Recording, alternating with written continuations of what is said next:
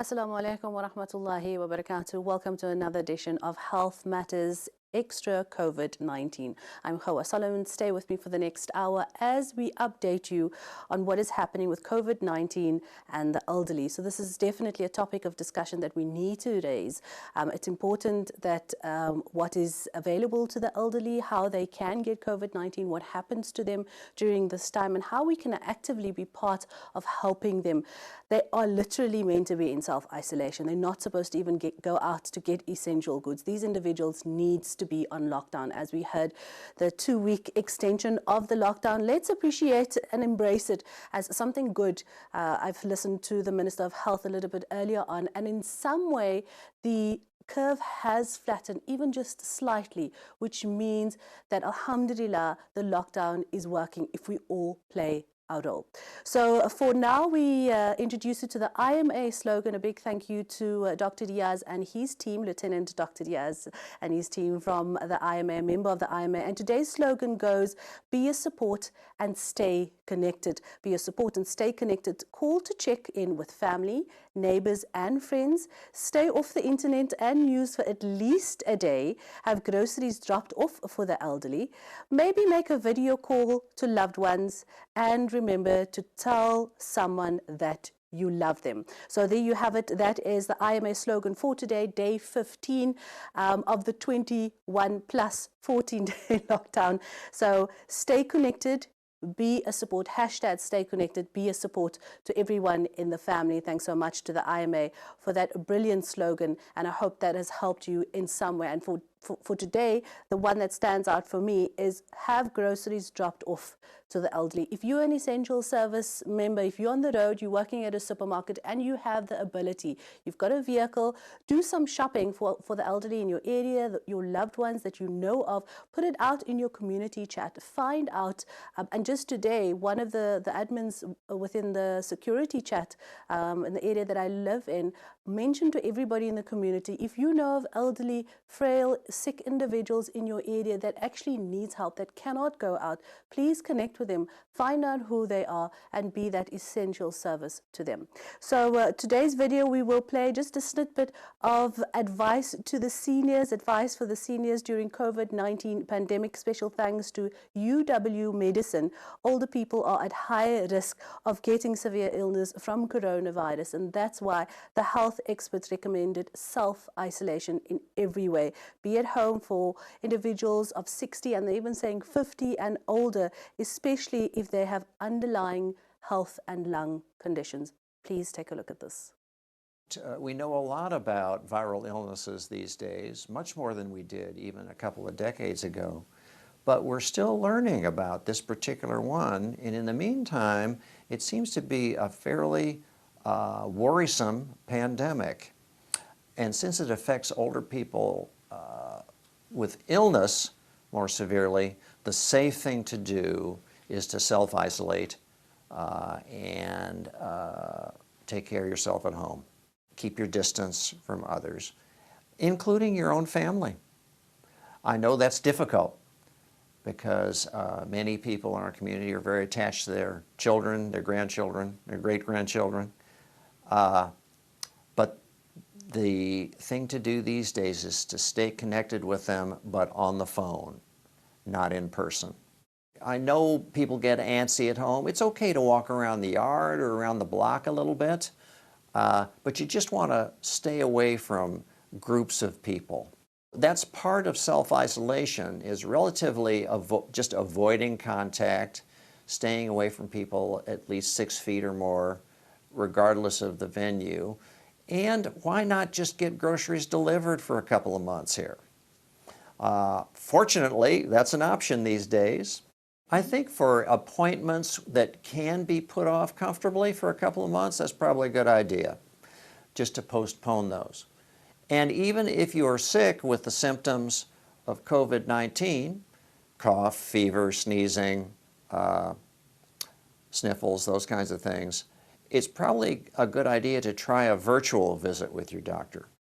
We do worry about shortness of breath in older people, and we usually want to check them out if that occurs. So most physicians in the community would have a short trigger to have somebody come in and be evaluated, or to send a home team to go evaluate them. If we're younger, we might be relatively asymptomatic. It might be easy for us to transmit the virus to an older person, completely unbeknownst to us. It might be a big deal for those you're around. If it's not a big deal to you, that's okay. But what about the other people for whom it might be a big deal? You need to think about them and recognize they are important. So for their sake, it's a good idea to self-isolate. It's because you care about those around you, it's important to adhere to that pretty strictly.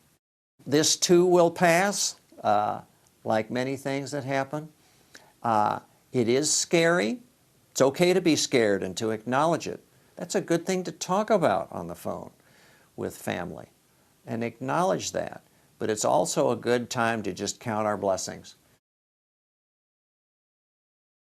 Thank you so much to UW Medicine for that clip. Hope everybody was able to heed to that and practice it, inshallah. And also by an elderly doctor, so definitely comes from the heart. Please note that we will be linking up with Dr. Haffajee a little bit later on, our general practitioner who is on the ground in Lens, and he'll be giving us some great advice when it does come to the elderly in our community. So now let's chat to Zulfa Hassem from Baitul Aman.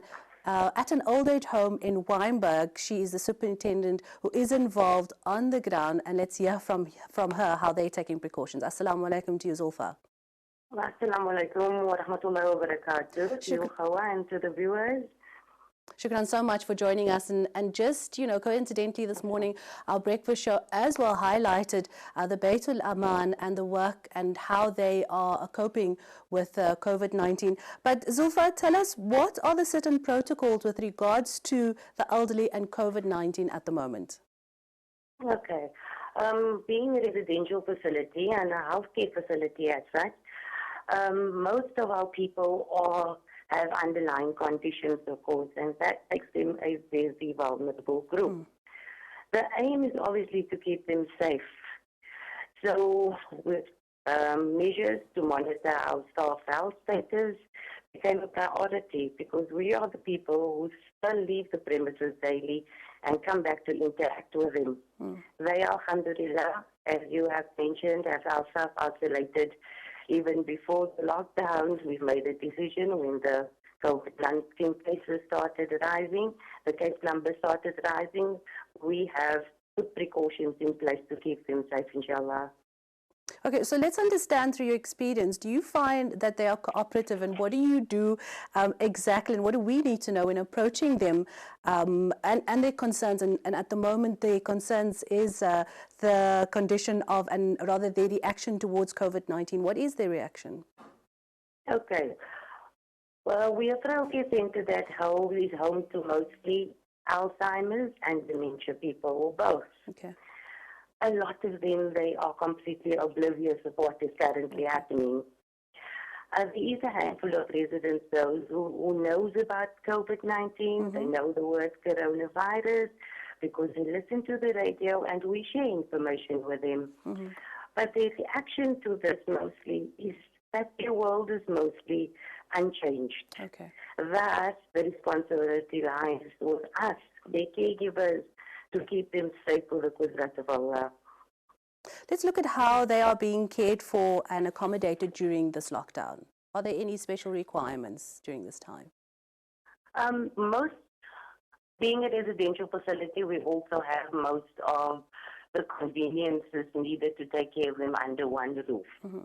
That's to start off with. We have a fully fitted catering kitchen, we have a fully operative laundry, but then they still remain that they still need to be fed, obviously, needs for nappies, etc. And that is the kind of things that we will appreciate coming our way during this time of difficulty. We have implemented, obviously, social distancing in the space that we have, as prescribed for everyone by distancing the dining room tables, etc. But they still need to, it still comes down to us having to effect it by moving them physically from one place to another because they don't quite understand why things are not the way it used to be. Okay.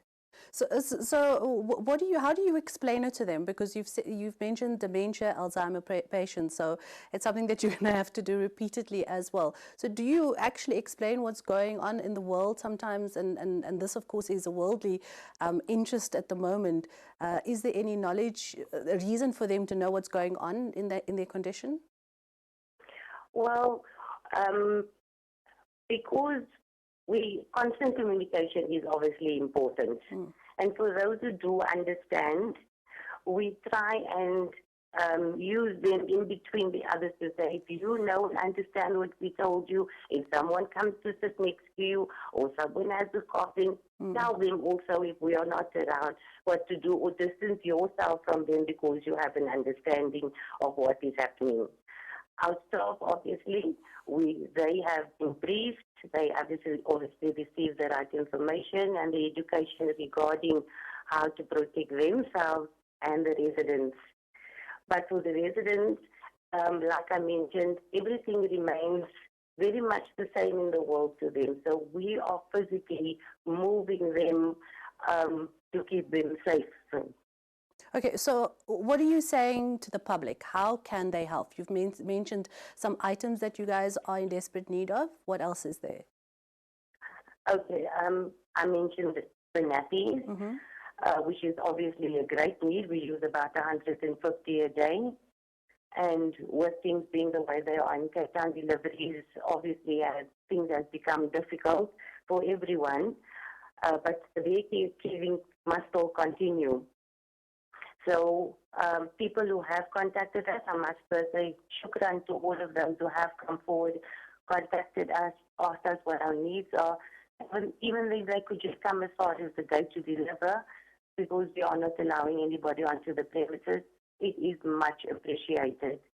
The other thing that I'd like to mention to patrons, family members, friends, do give them a call on our landline if they don't have a cell phone. Those few moments that we can set them up to have a chat with the family member, it does make a big difference mentally, emotionally, and also makes our task a little easier in taking care of them because they've been divided from family for such a long time. What do you do? I know in general you guys often keep them busy, but now because of social distancing, you have to keep them apart. Has any of their day-to-day routine changed because of keeping them active or busy during this time? That task is a little bit difficult, if I may say so. Our residents, alhamdulillah, are used to doing things like going out to food care clinics, other social events that they attend. There are people coming to do occupational therapy with them, nasiha programs with them, which all had to stop. So we had to stop, as if we had to come up with ways to make up for this time where people used to come and interact with them or provide programs for social, mental, emotional upliftment, spiritual upliftment. So we've tried our best in, being innovative in our methods in trying to keep or better the standards of entertaining them, inshallah. So individuals that need to know when they want to go out and help the elderly, maybe their elderly loved ones or neighbors, is there anything that they must practice, safety information or any protocol when going to their elderly neighbors and loved ones? Obviously, social distancing, which is important, because you need to know that you are completely safe before you approach anybody else, especially an elderly person. Right? So once you've established that you're okay, maybe make sure that you are able to contact them on the phone. If they are tech-savvy, to let them speak maybe via WhatsApp to you, or but as long as you contact them, make sure that they're okay. And then also to check in on them regularly and make sure that they have the necessary dietary, nutritional things to keep going, but still to keep the distance and to try and explain to them also that they're not being outdated and the reason why things are being done. It's just to keep them safe, to protect them. Jazakallah to you, Zulfa Hassan, the Superintendent at Baitul Aman in Wynberg, Cape Town. We appreciate your time. All the best. And may the Almighty give you guys all the necessary strength to continue doing what you are doing. Shukran. Afwan jazeelan. There we have it. Jazakallah. Jazakallah. Zulfa, we'll take a short break. When we come back, more on the elderly and COVID-19.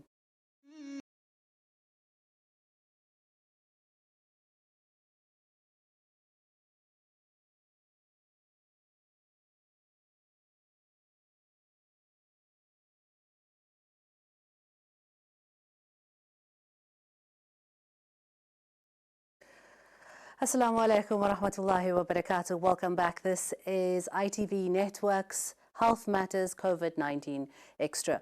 We also broadcasting via the World Wide Web. That's ITV Networks, and you can click on Listen Live, itvnetworks.tv. And follow any of our YouTube channel programs. There's over 200 shows on health matters, various health issues and concerns that will be answered on our YouTube channel, ITV Network Health Matters. I'm Khawa Solomon. Stay with me right up until 5 o'clock. Today's topic of discussion is the elderly and COVID-19. Don't forget to interact with us via our WhatsApp line, and we will try and answer your questions. Any of the slides, videos, issues that you have concerning COVID-19 and the elderly can be posed in today's show.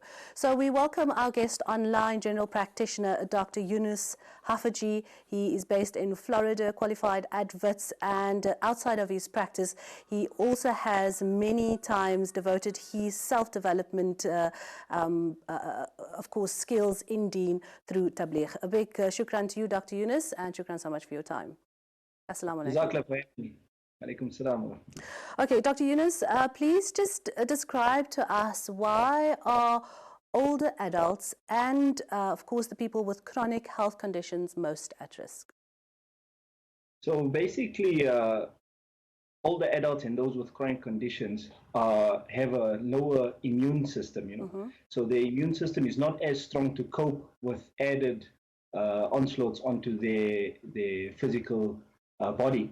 And this is why they're more at risk. What they found, obviously we're all learning new things about this virus as it goes. And as South Africans, we've been we've benefited a lot from the knowledge coming from other countries as things have developed there. So we have the benefit of seeing what's happened in China, what's happening in countries like Italy, the rest of Europe, and the USA.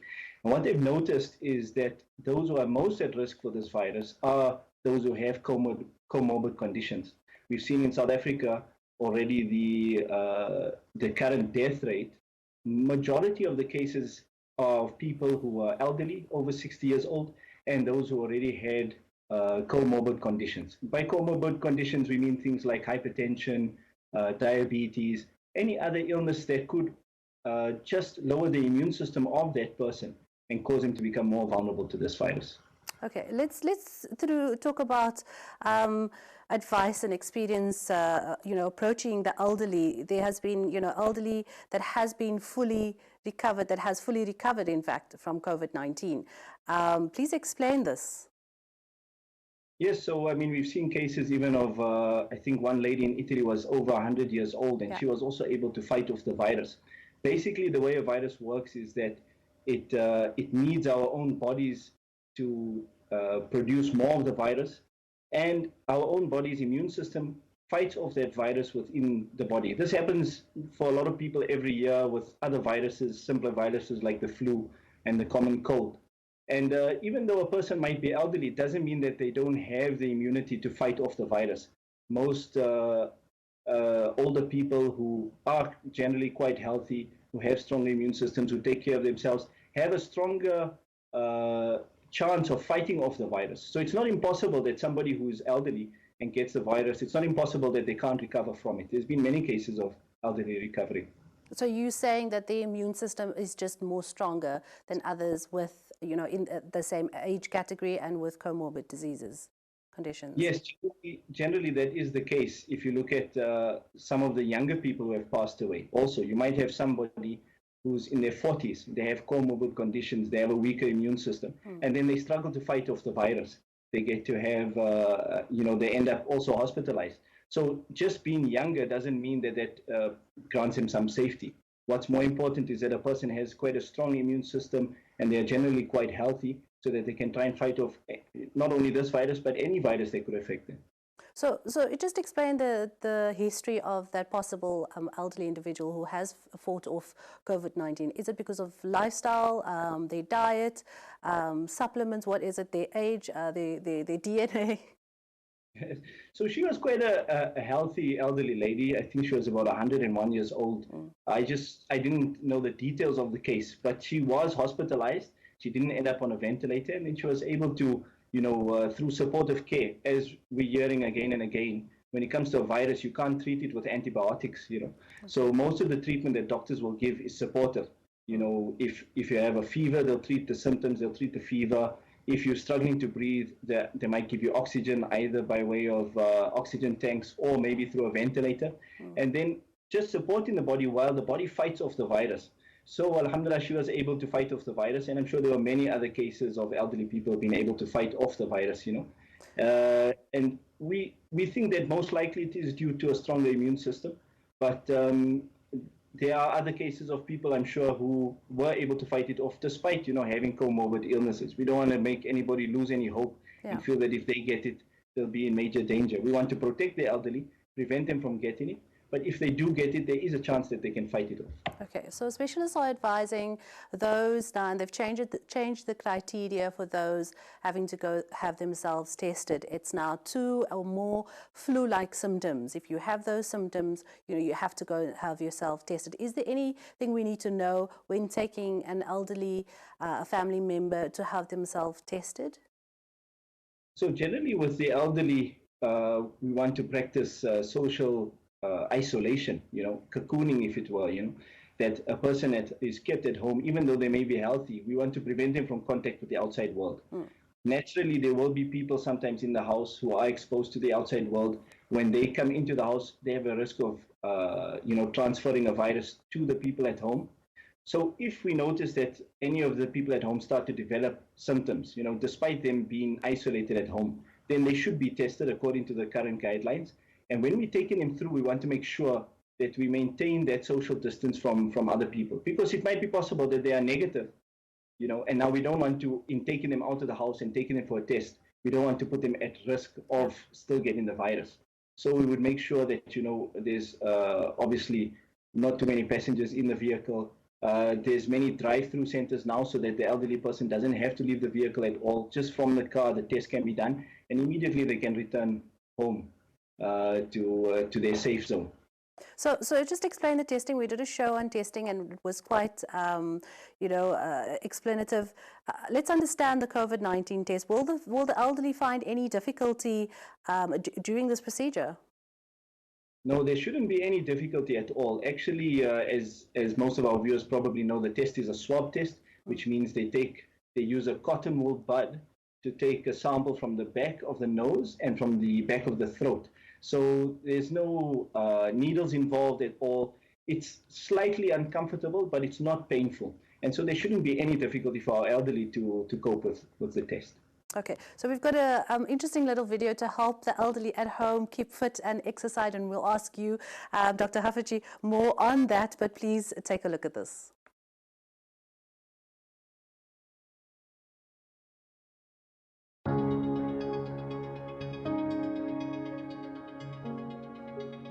The chest stretch. Sit upright. Ensure your back is away from the chair.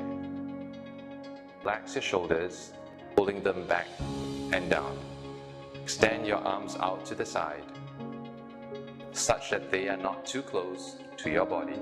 Slowly and gently push your chest forward until you feel a stretch across your chest. Hold this position for 5 to 10 seconds and repeat the exercise 5 times. The upper body twist. Sit upright and place your feet flat on the floor. Cross your arms over your chest and place your hands on your shoulders. Keeping your hips still, twist your upper body to the left as far as comfortable and hold this position for 5 seconds.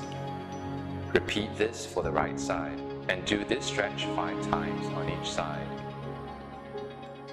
hip marching. Sit upright and ensure your back is away from the chair. For better stability, grip onto the sides of the chair. Lift your leg upwards as far as you feel comfortable, keeping the knee in its bent position. Slowly place your foot down with control. Repeat the move with your right leg. And do 5 lifts with each leg. The neck stretch. Sit upright and look straight ahead. With your right hand, hold down your left shoulder. In this position, tilt your head slowly to the right and hold the stretch for 5 seconds. Repeat this for the left side. Before stretching 3 times on each side. The ankle stretch. Sit upright and grip onto the sides of the chair. Straighten and raise your left leg, ensuring the foot is off the floor. With your leg in this position, point your toes away from you. Next, bend your ankle, such that your toes point back towards you. Repeat the movement 5 times for each foot and do 2 sets of these. Thank you so much for that video, and remember you can find that in any other videos on YouTube. Send us a WhatsApp and we'll try and get that to you to help the elderly during this process. So now, Dr. Yunus, please, your comments on that video. Okay, so that looked like more a video on exercise than testing. So it's very important, obviously, for the elderly while they are isolated to keep on moving, to keep exercising, because obviously, you know, when we're talking about protecting the elderly, one is to protect them from COVID-19, and then the other is to protect them from the other things that they are normally vulnerable to ordinarily without COVID-19. So, for example, if a person is not getting enough movement, not getting enough exercise, so then they are at risk of developing other illnesses. You know, if somebody is bedridden for a very long period of time, they could develop blood clots, they could also develop bed sores. So we want to keep the elderly moving, we want them to stay healthy and also to stay positive throughout this. When we were talking earlier about recovery rates, generally the majority of people who get sick with COVID-19 will recover, even if they are elderly. It's just that the case fatality rate increases the older a patient gets. So for example, ordinarily the case fatality rate, so that means the percentage of people who pass away from COVID-19, the general percentage is around 2%. Obviously, the more data we collect, the more clearer that figure will become, but we're looking at around 2% of fatalities from COVID-19. So that shows you that 98% of people are actually recovering from COVID-19. But when you look at the older age group, if you look at the age group from 60 to 70 years old, generally the case fatality rate increases to 3.6%. And if you look at the 70 to 80-year-old age group, you're looking at a case fatality rate of 8%. And then even in the over 80s, you have a case fatality rate of around 15%. So in actual fact, there's still a lot of people, even at the older age, who will recover from the virus. Okay, when we get back from our short break, we continue our conversation with Dr. Yunus Haffajee, and we find out when we need to call the doctor, because in this time frame and the space that we are in, we are meant to be calling the doctors, not go to them with a possible COVID-19 infectious individual. So more with your questions as well. Don't forget to WhatsApp us now. Stay with us.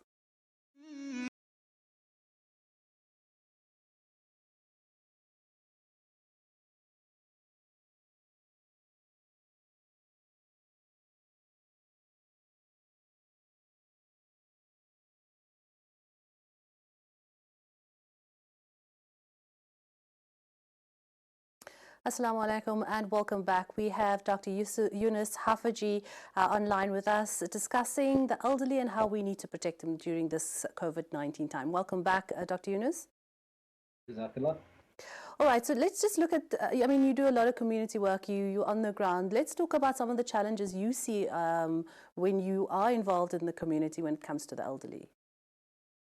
So when it comes to the elderly, especially in South Africa, unfortunately, we don't have very strong systems of screening and preventing other chronic diseases within the elderly. And we don't have very strong support structures for the elderly in our communities. So, for example, you interviewed your previous guest. It's so good to hear of a home like that for the aged, for the disabled, for people who are suffering from chronic illness to be taken care of. Very often in South Africa, we find that many elderly are isolated. They face financial difficulties. They face so many different challenges, besides this COVID crisis now, just in their general day-to-day lives, in accessing healthcare, in getting the medication that they need, in getting the treatment that they need.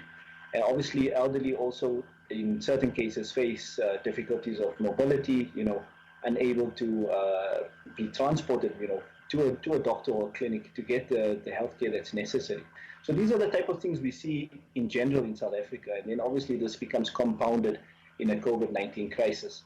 It's nice to think of an ideal situation where every elderly person has some support structure, some family members that are there to take care of them, to assist them, but it's not the case for a lot of our elderly, unfortunately. So, alhamdulillah, in Islam, we know that as you age, you are placed in a certain category in Darja, as they say, over 60, over 70, 80, mashallah. We all hope to, reach that age, inshallah. Let's talk about the connection that the elderly, have at this stage in their life spiritually, because they, for them, that is their connection, and that is all they think of is death sometimes. So let's highlight that and connect with them and help them also connect spiritually, inshallah. No doubt, that's obviously, alhamdulillah, as Muslims, we have Allah to rely on, we have our amal and deen to rely on, We understand that just because we might have healthcare and medications, that doesn't guarantee our success or shifa, We often say that you can go to any hospital and find so many different departments, department of cardiology and gastroenterology, but you don't find the department of shifa, because that is Allah subhanahu wa ta'ala's department, So, alhamdulillah, the elderly people in our communities have been through so much experience over their lifetimes. And we have so much to learn from them, actually, in terms of turning to Allah through different situations that they've been through. We know that somebody who's gone grey in the service of the deen of Allah subhanahu wa ta'ala, in worshipping Allah subhanahu wa ta'ala, Allah subhanahu wa ta'ala feels too shy, as Nabi Sallallahu said to this effect, that Allah feels too shy to ever punish them, So the elderly in our community are extremely valuable, they are very important to us. And their du'as are very valuable. That person who is sick, we know their du'as are accepted. And the du'a is really the weapon of a believer. There's, in this situation, so many people have thrown their hands up and say, well, what can we do? Even if lockdown is open, we're going to see cases rising. We're going to see the health sector overwhelmed. But we have Allah subhanahu wa ta'ala on our side. And no doubt with the du'as of the elderly, with the amal that they're doing, we should see the help of Allah subhanahu wa ta'ala coming, inshallah. What we've noticed also, alhamdulillah, in our own community also, I'm from the community of Hoshu, we have khatam groups that have started, and the elderly in our community have really led the way in terms of the amount of Quran and amal that they're doing. They're really a great example for us, alhamdulillah. So shukr, it's good in this period, especially, to make our elderly realize that they are an important part, of the fight against this virus, because they can assist us through their du'as and their amal, which we know are more valuable than any other method that we have, to contain this virus. MashaAllah, so important to remember that. And now we play you a beautiful compilation of doctors and individuals and specialists in their field from the IMA that they've put together, especially for the elderly. Take a look at this.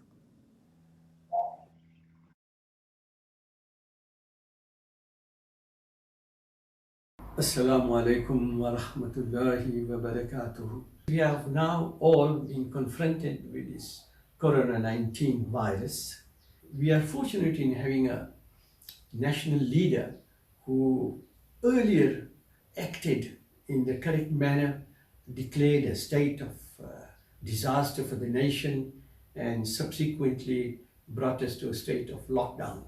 Whilst most have heeded the important call made by our President Cyril Ramaphosa, there are still some who do not realize and in fact are negligent in carrying out this extremely difficult task of remaining behind closed or locked doors. This action to remain in lockdown, particularly of those of us who are over 50 years and older, is absolutely critical, because statistics have now shown that we are probably the most vulnerable to be infected. That they are more liable to then spread the infection to the other people because they do not get the infection in their body under control as quickly as a younger person should. Our elderly find it sometimes very, very difficult. And there's something that goes through their minds at a time such as this as well. They go out and they say that I cannot stay indoors any longer. I go out and I do what I wish. So what if I get sick in the process? And what if I lose my life in the process? I will become a shaheed. This kind of thinking is not encouraged by the Sharia. We know that if you drown, you're also a shaheed. We know that if you die in a fire, you are also a shaheed. But does it mean that we should go out and look for a fire within which to jump and then to burn to death? Then you will not get the reward of a shaheed. I appeal and add my voice to particularly the aged to stay indoors, not to show bravado in the face of this unprecedented challenge, and to please heed the call by those who clearly know better than we do. Inshallah, in this way, we will emerge stronger and have not added to the burden of those who are fighting on our behalf on the front lines. We need to make sure that we destroy the COVID-19 virus, that we don't have coronavirus grow across the country. All over the world, it is taking many lives, it's making many people sick, it's stopping the economy, and it's making the normal abnormal. Please act as responsibly here as you acted responsibly in the manner that you raised our generation and the generation that comes after ours. In raising your children and raising their children thereafter, you've shown the greatest degree of responsibility. Continue showing that same degree of responsibility during this period. We need that from you. Stay at home, that message to the elderly and to everyone to act responsibly. We'll take a short break. We continue our conversation with Dr. Yunus and an NGO highlighting some more information just after this.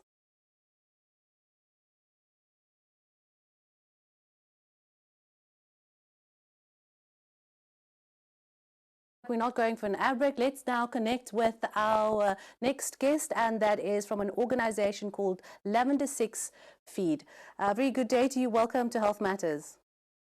Hi, good day, and salam alaikum. Thank you so much, Lutz. Tell us about the organization that you represent. What do you guys do, and how people can get help from your organization? Well, the project is called Lavender 6, and we run that as part of the Plumstead Community Action Network. And what we do is we support the Lavender Hill community to feed their children, about 200 to 300 children a day, to provide them with a warm meal, to educate them on sanitization and on social distancing. Yeah, that's basically what we do. So where can people find you on the ground? Which areas are you working in?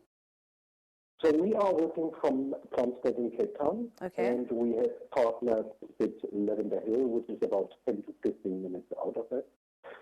But we have already also received some international contributions now. We made a video so people can see what we're actually doing and how it works and how the kids are fed. And it does spread at the moment, but initially it was set up as an initiative between the suburb Plumstead and the community of Lavender Hill. Okay, so talk to us about how people can get involved, and also if they need your assistance, how can they contact you? What we do actually, we provide groceries. It's a very simple and basic approach. We provide groceries to Lavender Hill on a weekly basis. So if people live in the area of Plumstead, they usually drop it off at our place and we collect everything and we drive it to them. If people don't live in the area of Plumstead, they can make the financial contribution and we buy groceries from this money and we submit it to them. If you would like to contribute, if you would like to reach out to us, best is to go on the website activationcamp.org. This is our NGO, and you will find a tab called Lavender 6. Otherwise, you can also contact me directly on my phone number. I'm not quite sure if you are displaying that there. So, yeah. Yes, basically. I'll just Google my name, Lutz. Okay, Lutz, thank you so much for your time. All the best. Please donate generously to your local organization so they can keep residents at home during COVID-19. And today thank you so much. Enjoy the rest of your day. That's Lavender Hill, Plumstead, Southern Suburbs in Cape Town. So today's NGO we'll be highlighting is SANZAF, and an organization who is calling you out for your help with regards to the elderly. That SANZAF and Mercy has partnered in providing basic necessities for the elderly. Lockdown appeal for the elderly. So please contribute generously to them. Find out more information on SANZAF's website, and this is a special appeal to the elderly. Now let's get back to our doctor as we wrap up today's show. Dr. Yunus Hafaji, shukran so much for your time. Our last few minutes of the show. Please, your comments on that video that was played early on. Fantastic video put together by the IMA with really good advice for the elderly from our ulama, from other elderly people in the community. And I think what we can take away from that video is that to take care of the elderly and actually taking care of everybody in our communities is all of our responsibility. You know, from the doctors, the healthcare workers, to other people in society, the elderly themselves taking responsibility, you know, for their own health, making sure they stay at home and protect themselves. And this will have, you know, an impact on the whole in our communities. One amazing thing about this virus is that it's forcing us to look at things differently. And now it's coming to light how important elderly are to us, how vulnerable they are. And it shouldn't be that after this crisis has passed, that we forget about the elderly and their vulnerability. We should still remember all of these things and all the lessons learned from this crisis that Allah subhanahu wa ta'ala sent as a test for us. Jazakallah to you, Dr. Yunus, for your time. We really appreciate it and hope, inshallah, everybody heeds to that advice.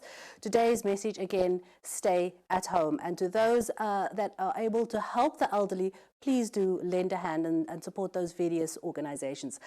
Next week, Monday, we're back with Health Matters COVID-19 Extra. We discuss fake news.